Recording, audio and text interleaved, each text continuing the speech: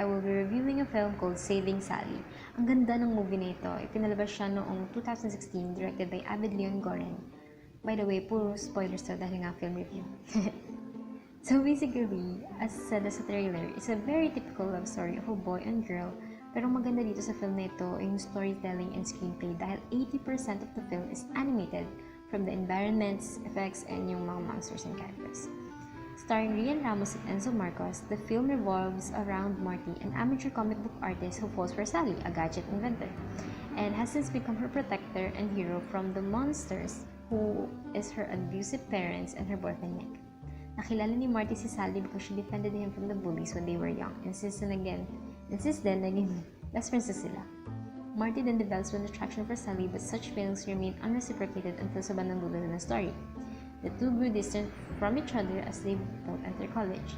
Sally got a boyfriend and Marty had a girlfriend, but fate continued to set them up with each other until one day Sally approached Marty and reveals that she broke up with her boyfriend, and Marty said that his girlfriend has migrated to Australia. Later on, na-realize si Marty na nandun pa rin yung feelings niya for Sally, so immediately goes to her house, but he hears her parents physically beating her. Sally opened the door and Marty sees her bruise on her mouth. He then tells Sally to run away from her abusive parents. He and Sally go to her room to get her things and successfully escape her parents as they chase them upon leaving. The end. Cinematography. It's a fun and straightforward love story with good laughs that reference Filipino as well as Western pop culture. Pero meron din siyang dark themes like physical abuse and escapism. Yung film mismo is an artwork full of Easter eggs. Makikita mo siya if you have a chance to pause it, especially sa mga extreme long shots nila. You would really see that they created their own city. The camera movements differs from while they were walking to sudden jumping and special effects. Lighting is also very good because sumusunod sila sa dapat na mood ng tao, especially yung sa scene na may phone convo sila ni Marty. Napapakita na hindi siya masaya dun sa bahay niya kasi nga gloomy, ganun na bilin. It adds to the intensity of the moment then, lalo na dun sa last scene na hinahabol sila ng parents ni Sally. You could really feel na it's the point of no return kung makakatakas ba sila or mahuhuli agad. The camera shots in this film are also good, from the close-up sa mga extreme long shot, medium shot, establishing shot. Makita mo na kung nasa comic book store ba sila, school, or in the streets. Napaka-playful din ng panism, especially kapag may full 2D animated scenes in which cartoons sila. Production. Saving Sally took 12 years to make.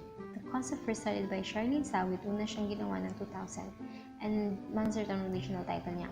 Sawit spent 2 years and a half writing it but was stolen. She then tries to write again for months from writing and making Saving Sally as a short story instead.